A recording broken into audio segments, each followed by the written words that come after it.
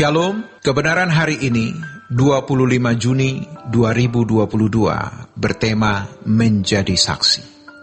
Banyak agama menyaksikan dan mengajarkan mengenai Allah yang menciptakan langit dan bumi. Allah yang maha kuasa, maha tinggi, maha besar, dan sederetan gelar lainnya. Mereka berusaha untuk membuktikan bahwa Allah yang mereka percayai bukan saja eksis, tetapi juga benar.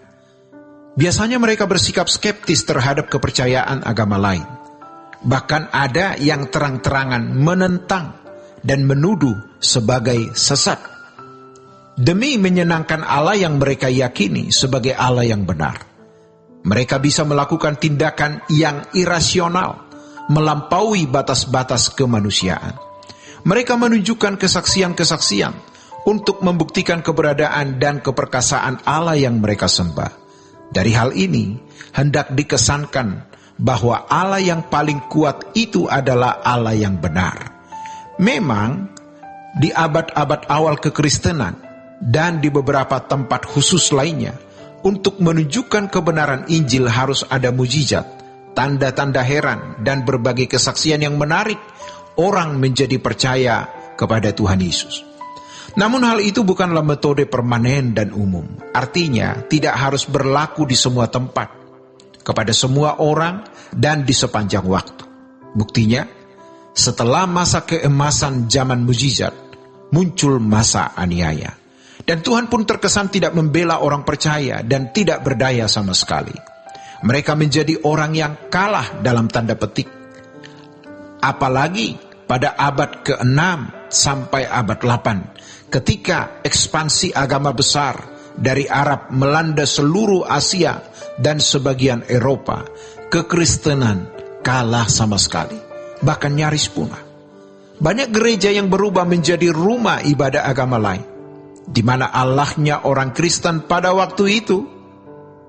Hal ini sudah dinubuatkan dalam Wahyu pasal 13 ayat yang ke-7, bahwa orang-orang kudus dikalahkan oleh mereka. Tuhan membiarkan hal itu terjadi. Sungguh suatu kebijaksanaan Tuhan yang tidak bisa kita mengerti.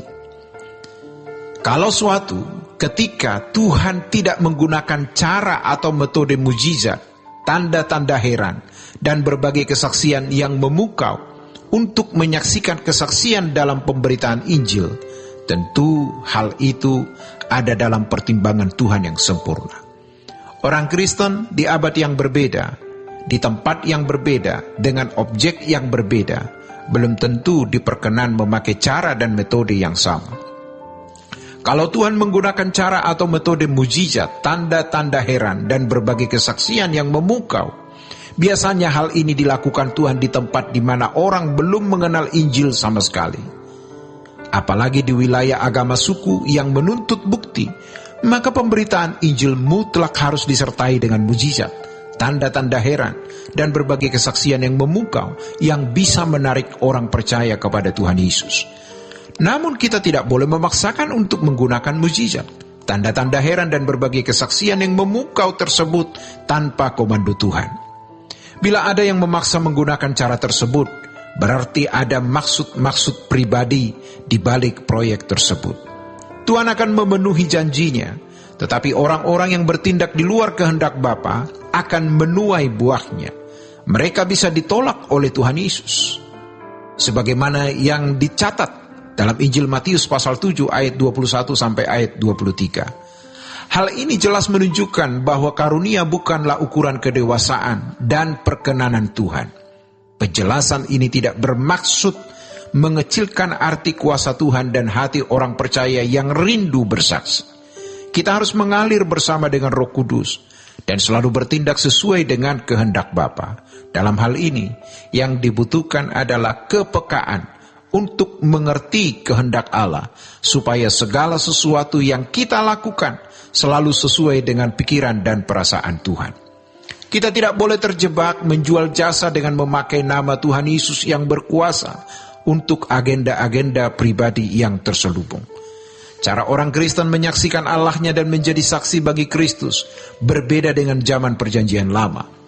Fokus hidup umat perjanjian lama adalah pemenuhan kebutuhan jasmani dan orientasi berpikirnya adalah dunia ini.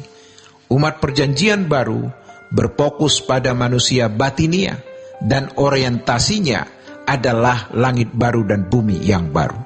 Mendemonstrasikan mujizat, tanda heran, dan kesaksian yang memukau bukanlah cara atau metode yang permanen. Itu adalah cara dan metode temporal, situasional, dan dalam situasi ekstrim. Orang percaya di zaman perjanjian baru harus menyaksikan keberadaan dan kebenaran Injil melalui seluruh keberadaan kehidupannya di berbagai aspek. Ini adalah cara atau metode yang permanen, yang berlaku bagi semua orang percaya di sepanjang zaman, di segala tempat, dan di segala situasi. Cara atau metode menjadi saksi ini akan mendorong orang percaya bertumbuh untuk bisa mengenakan pribadi Kristus dalam hidup ini. Tanpa menjadi pribadi seperti Kristus, seseorang tidak bisa menjadi saksi. Tujuan kesaksian itu sendiri adalah agar orang diselamatkan. Diselamatkan artinya dikembalikan ke rancangan semula.